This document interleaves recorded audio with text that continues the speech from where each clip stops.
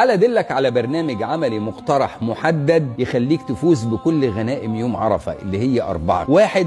مغفرة الذنوب السنة اللي جاية والسنة اللي فاتت. 2. ده أكتر يوم ربنا بيعتق فيه عبيد من النار. 3. ده أكتر يوم ربنا بيضاعف فيه أجور الأعمال الصالحة. 4. وخير الدعاء دعاء يوم عرفة. تجيبهم إزاي؟ تجيبهم عن طريق 5 أعمال النبي ركز عليهم في اليوم ده. إيه هما؟ 3 صاد، صلاة، صيام، صدقة، وحط عليهم أهم عملين النبي عملهم في اليوم ده: الذكر والدعاء. يعني الصلاة في أول وقتها في المسجد للرجالة وفي البيت للنساء، يعني صيام الجوارح عن المعاصي، يعني الصدقة وإفطار الصائمين، والذكر والدعاء. والبرنامج ده بقسم لك اليوم لفترات، كل فترة بقول لك هتعمل فيها إيه. أول فترة ليلة يوم عرفة، محتاجين نصلي العشاء في جماعة والفجر في جماعة عشان يتكتب لنا أجر قيام الليلة، وبعدين نحاول نصلي ركعتين قيام ليل ب100 آية عشان نكتب من القانتين. والمجتهدين اللي ربنا كرمهم يحاولوا يصلوا الليلة دي ب1000 آية، يعني جزء عامة وجزء تبارك ولو من المصحف عشان نكتب في الليلة دي من المقنطرين. وبعدين نتسحر عشان إن الله وملائكته يصلون على المتسحرين. وبعدين نستغفر قبل أذان الفجر على طول عشان نكتب من المستغفرين بالأسحار. الفترة الثانية من أذان الفجر للضحى. أول حاجة هنصلي ركعتين سنة الفجر لأن ركعات الفجر خير من الدنيا وما فيها. وبعدين نصلي الفجر ونجلس في مصلانا نذكر ربنا لغاية بعد شروق الشمس بربع ساعة، ونصلي ركعتين أو 4 ركعات الضحى عشان ناخد ثواب أجر حجة وعمرة تامة تامة تامة.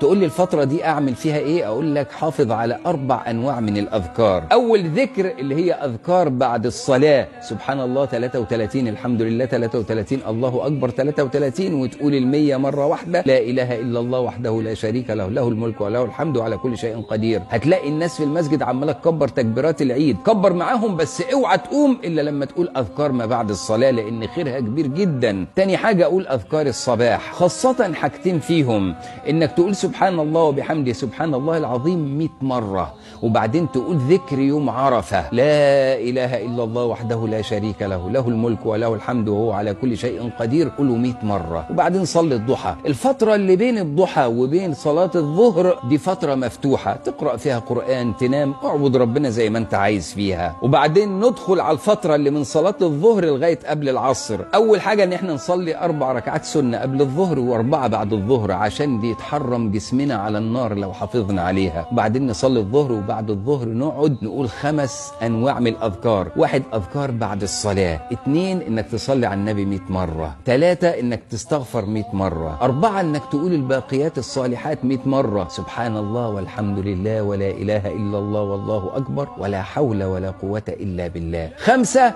نقول تاني أهم ذكر في يوم عرفة: لا إله إلا الله وحده لا شريك له، قوله 100 مرة كمان مرة. وبعدين يجي علينا وقت العصر نقوم مصليين قبل العصر سنة 4 ركعات قبل العصر لقول النبي صلى الله عليه وسلم: رحم الله امرأ صلى قبل العصر 4، عشان الرحمة تنزل علينا. وبعدين نصلي العصر، وبعدين أول ساعة بعد العصر قول ال4 أذكار اللي قلتهم بعد صلاة الصبح: أذكار المساء، أذكار بعد الصلاة، سبحان الله وبحمده سبحان الله العظيم 100، ذكر يوم عرفة 100 مرة. آخر ساعة قبل المغرب دي ساعة الدعاء. ادعي ادعي ادعي لأن انت صايم ودعاء الصايم مستجاب. ادعي لأن انت في يوم عرفة وخير الدعاء دعاء يوم عرفة. ادعي لأن ده أكتر عبادة النبي عملها في اليوم ده. ادعي لأبوك ولأمك ولإخوانك ولأرحامك ولزوجتك ولولادك. ادعي للناس اللي ليها فضل عليك في الدين أو في الدنيا. ادعي للناس المرضى والمستضعفين والمبتلين. ادعي للدين وأهل الدين. وكل ما تدعي لحد من دول ربنا هيسخر لك ملك يقول لك آمين ولك مثله. وبعدين ادعي لنفسك بجوامع أدعية النبي صلى الله عليه وسلم اللي تجمع خيراي الدنيا والآخرة. بس أنصحك نصيحة: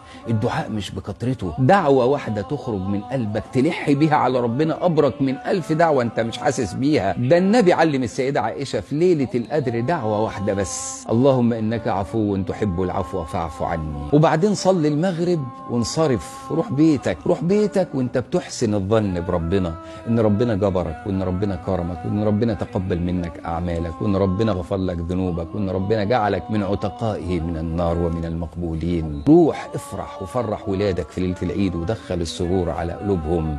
قل بفضل الله وبرحمته فبذلك فليفرحوا هو خير مما يجمعون.